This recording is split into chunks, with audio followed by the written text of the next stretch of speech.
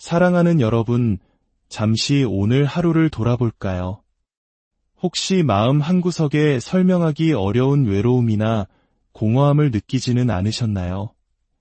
마치 이 넓은 세상에 나 홀로 남겨진 것 같은 기분, 부모 없는 고아처럼 모든 것을 혼자 감당해야 한다는 막막함에 지쳐있지는 않으신지요? 오늘 우리가 함께 나눌 이야기는 바로 그 깊은 외로움의 한가운데에 울려 퍼지는 세상에서 가장 따뜻하고 강력한 약속에 관한 것입니다. 예수 그리스도께서 우리에게 남기신 내가 너희를 고아와 같이 버려두지 아니하리라는 그 음성에 귀 기울여 보려 합니다. 이 귀한 말씀을 나누기 전 잠시 여러분의 도움이 필요합니다. 만약 오늘 이 이야기가 여러분의 마음에 울림을 준다면 구독과 좋아요를 통해 저희와 계속 동행해 주십시오. 여러분의 작은 관심은 이 은혜의 말씀을 더 많은 이들에게 전하는 귀한 통로가 됩니다. 이 영상을 함께 듣고 나누는 모든 분들의 삶에 하나님의 놀라운 평안과 축복이 가득하기를 기도합니다. 우리는 오늘 요한복음 14장으로 시간여행을 떠나보려 합니다. 특히 1절의 말씀, 너희는 마음에 근심하지 말라 하나님을 믿으니 또 나를 믿으라는 구절은 많은 분들에게 익숙할 것입니다. 사실 이 구절은 주로 장례식과 같은 슬픔의 자리에서 고인을 떠나보내는 유가족을 위로하기 위해 사용되곤 합니다.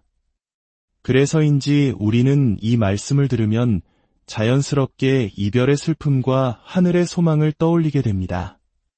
하지만 만약 이 말씀의 진짜 의미가 단순히 죽음 이후의 위로를 넘어 오늘을 살아가는 우리 모두를 위한 역동적인 약속이라면 어떨까요? 예수님께서 이 말씀을 하셨던 그 순간으로 돌아가 보면 그곳에는 불안과 두려움에 휩싸인 제자들이 있었습니다. 3년 동안 모든 것을 함께했던 스승, 예수님께서 곧 자신들을 떠나실 것이라는 예고를 들었기 때문입니다. 그들의 마음은 마치 부모를 잃을 아이처럼 방향을 잃은 배처럼 흔들리고 있었습니다. 예수님께서는 바로 그 제자들의 마음을 향해 말씀하고 계신 것입니다. 이것은 단순한 위로가 아니라 장엄한 약속의 서막이었습니다.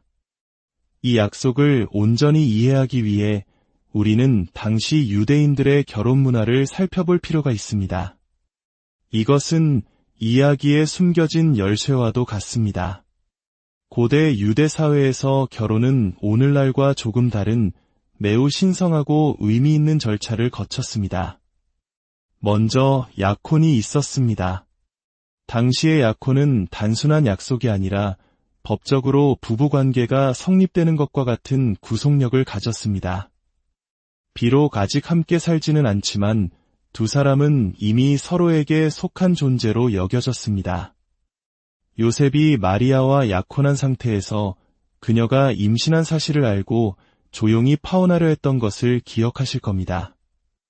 이는 약혼이 얼마나 진지한 관계였는지를 보여줍니다.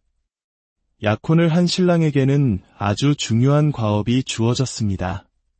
그것은 바로 신부를 맞이할 집, 즉 처소를 마련하는 것이었습니다. 신랑은 아버지의 집으로 돌아가 신부와 함께 살 새로운 공간을 정성껏 준비했습니다. 짧게는 몇 달, 길게는 몇 년이 걸리는 시간이었습니다.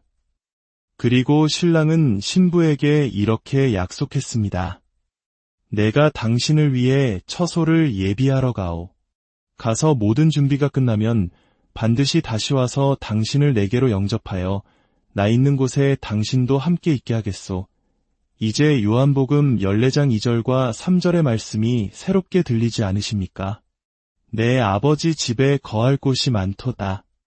내가 너희를 위하여 거처를 예비하러 가노니 가서 너희를 위하여 거처를 예비하면 내가 다시 와서 너희를 내게로 영접하여 나 있는 곳에 너희도 있게 하리라. 예수님은 지금 신랑의 언어로 말씀하고 계십니다.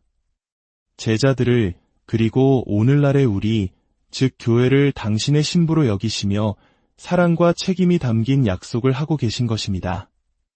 이것은 이별의 언어가 아니라 재회를 향한 희망의 언어이며 세상에서 가장 로맨틱한 약속입니다.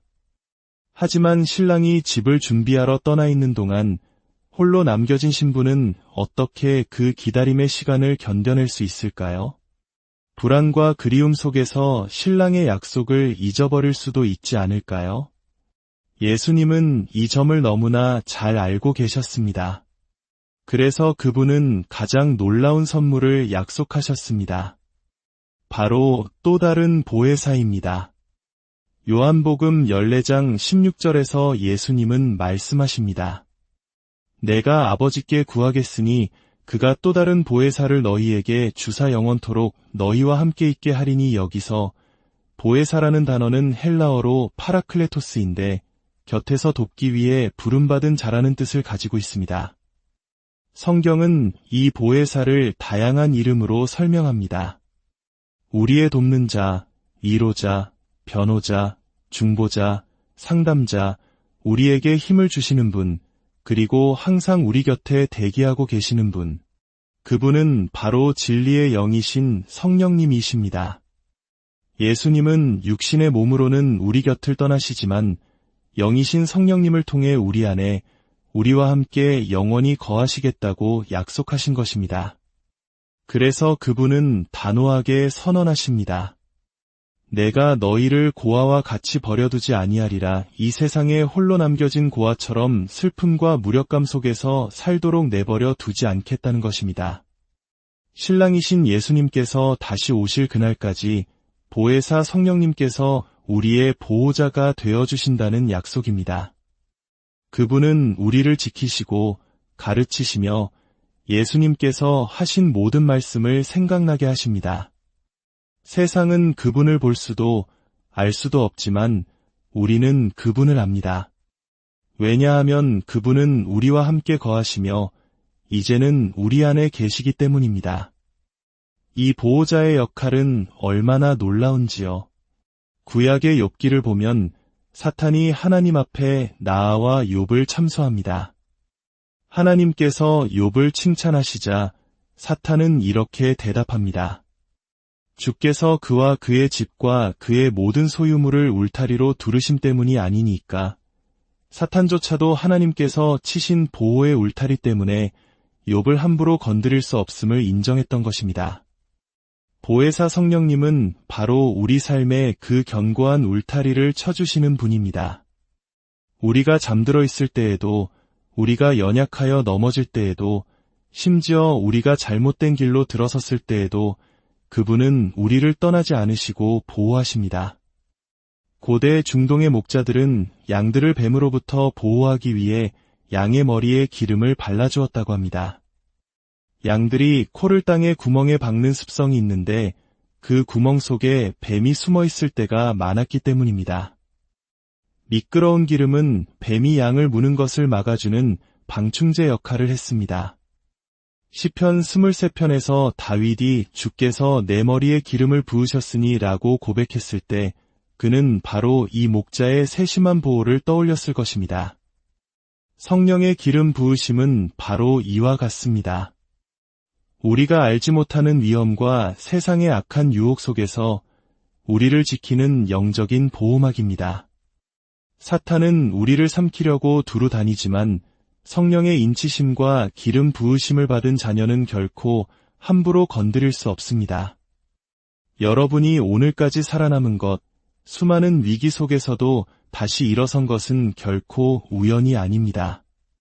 보이지 않는 보호자의 손길이 여러분과 항상 함께했기 때문입니다.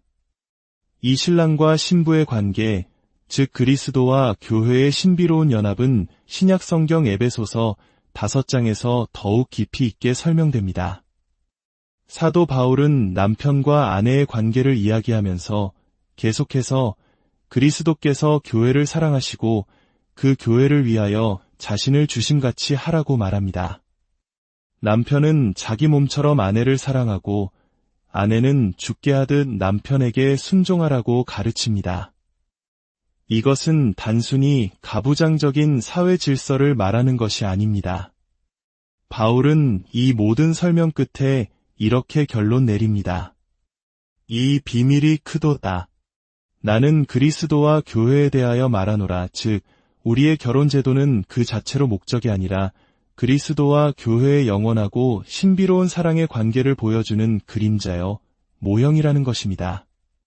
남편은 자신을 희생하여 교회를 거룩하게 하신 그리스도의 역할을, 아내는 사랑 안에서 그리스도께 순종하는 교회의 역할을 이 땅에서 살아내는 것입니다. 이 얼마나 거룩하고 아름다운 비유입니까? 우리는 신랑 되신 예수님을 기다리는 신부입니다. 그분은 우리를 위해 하늘의 처소를 마련하고 계십니다. 그리고 그 기다림의 시간 동안 우리는 결코 혼자가 아닙니다. 우리의 보호자, 보혜사 성령님께서 우리 안에 내주하시며 우리를 지키고 인도하고 계십니다. 그분은 우리를 고아의 무력함에서 건져내어 왕의 자녀라는 정체성을 깨닫게 하십니다.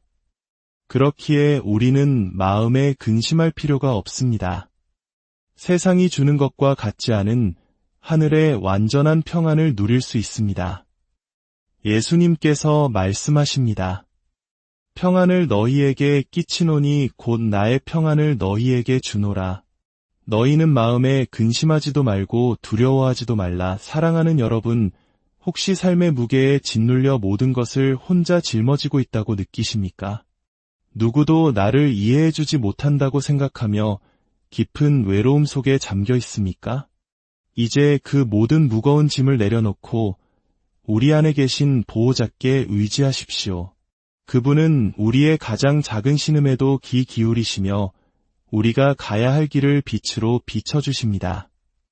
세상의 어떤 고난과 역경도 우리 안에 계신 성령님의 능력보다 강할 수 없습니다.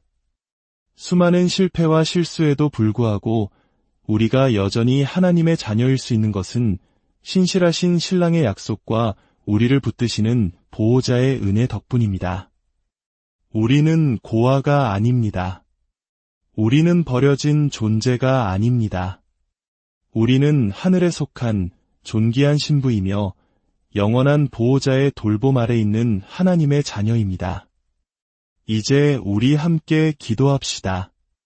거룩하신 하나님 아버지, 때로 세상 속에서 고아처럼 외롭고 무력하게 느껴졌던 저희의 연약함을 고백합니다. 그러나 오늘 말씀을 통해 우리를 결코 홀로 버려두지 않으시고 보호자 되시는 보혜사 성령님을 보내주시겠다는 주님의 신실한 약속을 다시 붙잡습니다.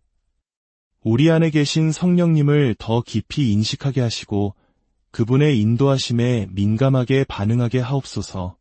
신랑 되신 예수 그리스도께서 다시 오실 그날까지 믿음의 등불을 밝히며 거룩한 신부로 준비되게 하여 주시옵소서. 모든 두려움과 근심이 떠나가고 주님이 주시는 참된 평안이 우리의 삶을 다스리게 하옵소서. 우리 주 예수 그리스도의 이름으로 기도합니다.